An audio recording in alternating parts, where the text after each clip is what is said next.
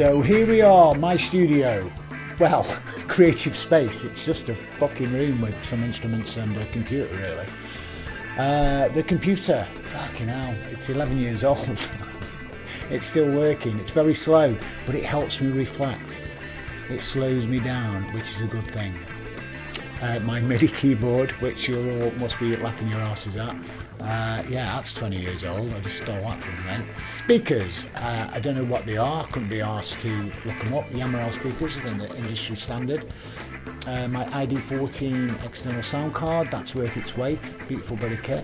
Only 2 outputs, but who gives a shite? I am not miking up drums. Behringer mic and that condenser mic in the distance. Just cheap mics, but both of them sound beautiful miking up acoustics, so they're worth the wait. Look at the instruments. I've just got a Squire Strat that's been modified. I've got some ukuleles, got some bass. I've got my little workhorse acoustic there, and that beautiful Fender amp that a very good friend of mine gave to me. You know, it's about 1,200 fucking quid. And she gave it to me. She went, "You will use it more than I do." It's a beautiful woman. My Rode K2 mic, it sounds pretty shit on me because I've got lots of sibilance in my voice, which is that I'm fucking half reptile. But for other people, it sounds magnificent. But when I do my vocals, I have to take out a certain frequency, which obviously is not a great thing to be doing when you're trying to get a big sound. There you are, that's the studio tour done.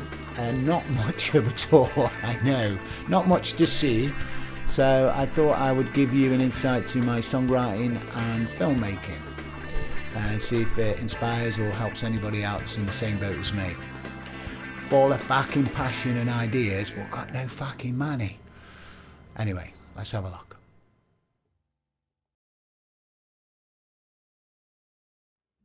Here we are, Dancing with the Dead. A video created for CLOWNFEST 4, I think, a couple of years ago.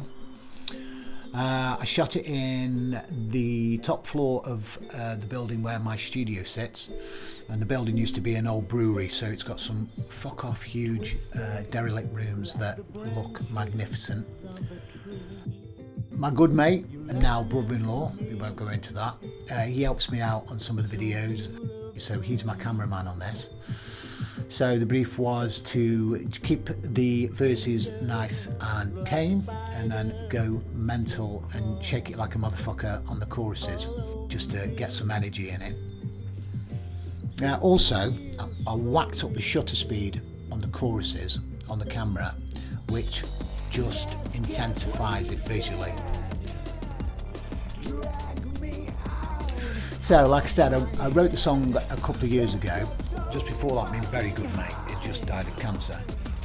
So, all my songs, and still now to be honest, was going through the grief filter and my strange obsession with death. But not always in a morbid way, you know, sometimes in a sort of hippie, romantic way where, you know, transcending the body. So the verses are built around the early days of, you know, an intensifying relationship that you might have, you know, when you're having out-of-body experiences and you're all sexed up. You know, the Mojo is Rising lyric is my little nod towards Jim Morrison. And the lyric, it's frightening what you can see when there's nothing to see. That's my self-deprecating nature, when you don't know how somebody can love you so much and you question it just because you don't particularly love yourself that much. The chorus is fucking banging. I love it. I'm really happy with the chorus. It's got loads of attitude, and I think what I'm trying to say there when I was in my songwriting mode is trying to take that relationship to the next level, to go to places where other people won't dare to go, if that's fucking having sex on mushrooms or fucking or binge watching Rick and Morty or whatever. To save me from myself, it's always nice to have a lyric sitting in a middle eight or a breakdown that you can use like in the last chorus just to keep building on the dynamics. And I guess that lyric's trying to say, when someone tries to tame the untamable, I mean, that can be a good and a bad thing, but in my experience with my family life now, it keeps me grounded. It keeps me, even though I'm a, egotistical, fucking daydreaming mentalist,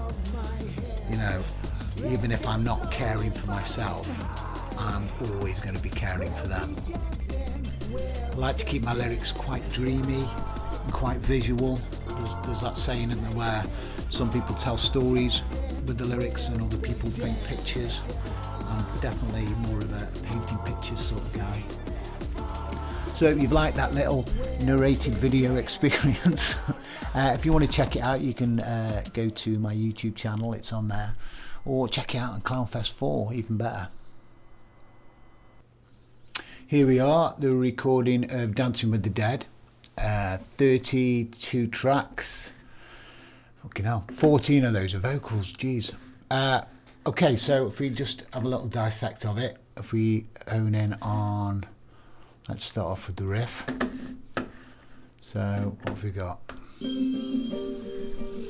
So I've triple tracked the ukes.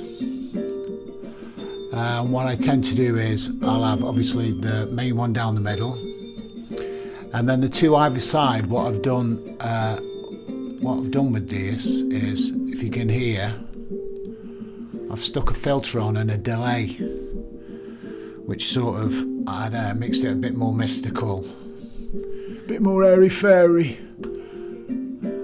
And then the one down the middle brings it back a little bit back to normality. Now the riff's got this this A pedal, this A note pedal going through it, which I tend to do a lot in riffs, just because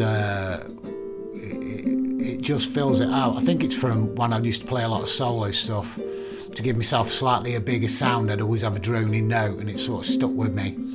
And then we've got the just this bell that's sort of just reinforcing that pedal.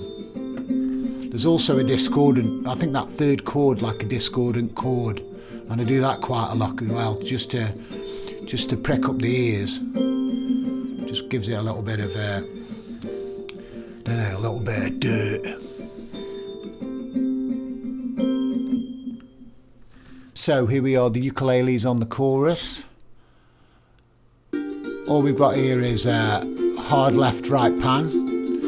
Clean ukuleles, no delays on these.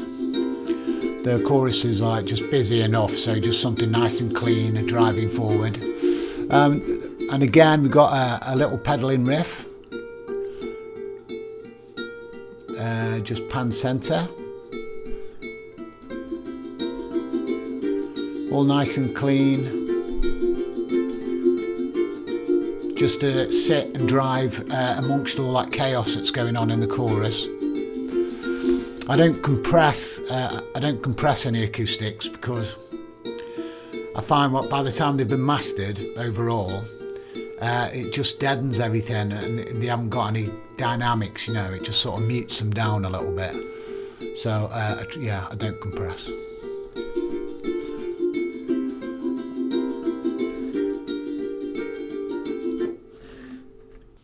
So if you just have a listen to the drums on the chorus.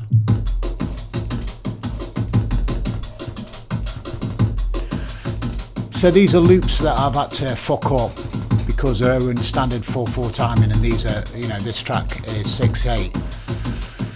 So it just adds to the quirkiness of it. So what we got is, so we got the first loop, which is really the bottom end and the top. I've reversed a few little bits in there.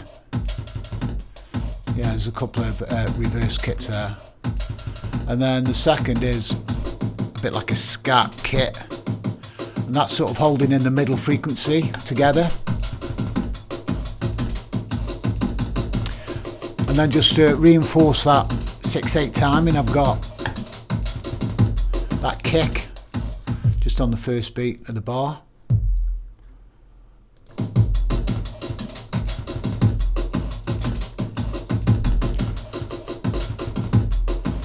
So let's add the bass.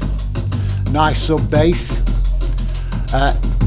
Not active at all, because with the kit going all crazy, it's very syncopated. It just needs something like just nice and driving.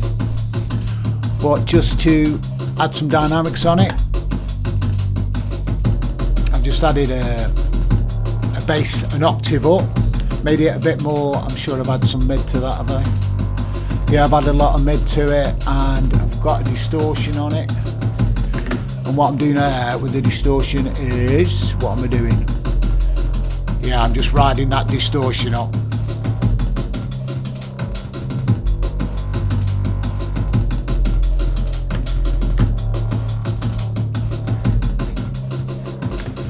And then on top of that,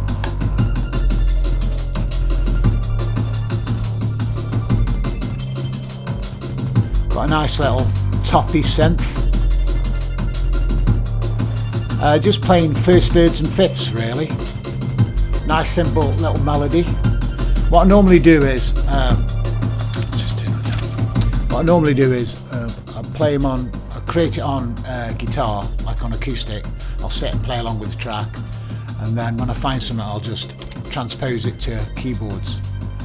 I can play a few chords on the piano, but I'm certainly not a piano player.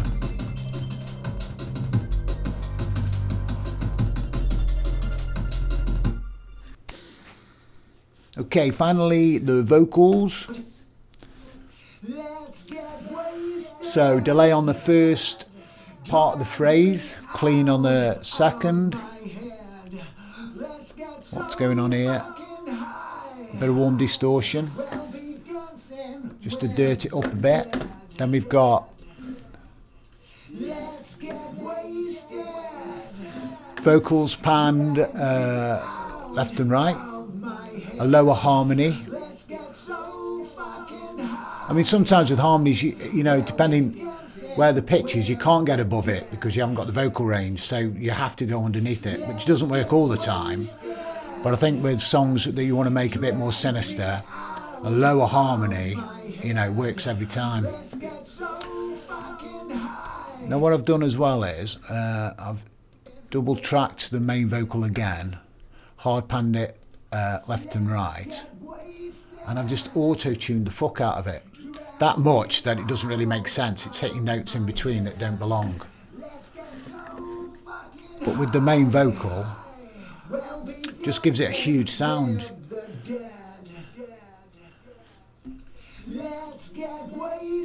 And then with the harmony, that sounds pretty cool to me.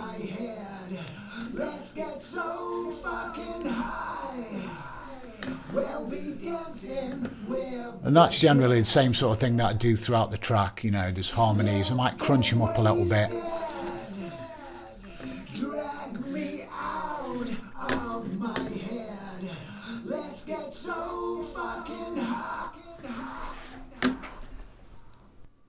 So the outro to the chorus has got these R's going on. And again, actually I think this is a 3-part harmony that I haven't double tracked. I've just got one harmony left, one harmony right, and then one harmony down the centre. which is something I don't really ever do. You know, you sort of like stack up the harmonies, but this is just the first, third and fifth, but it works really well. So lastly, we've got the Save Me vocals.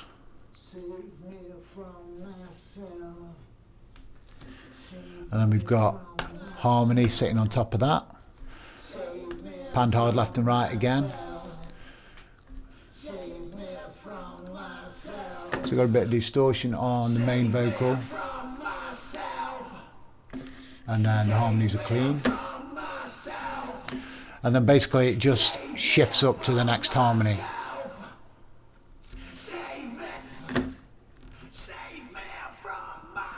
And that's me in Marilyn Manson mode.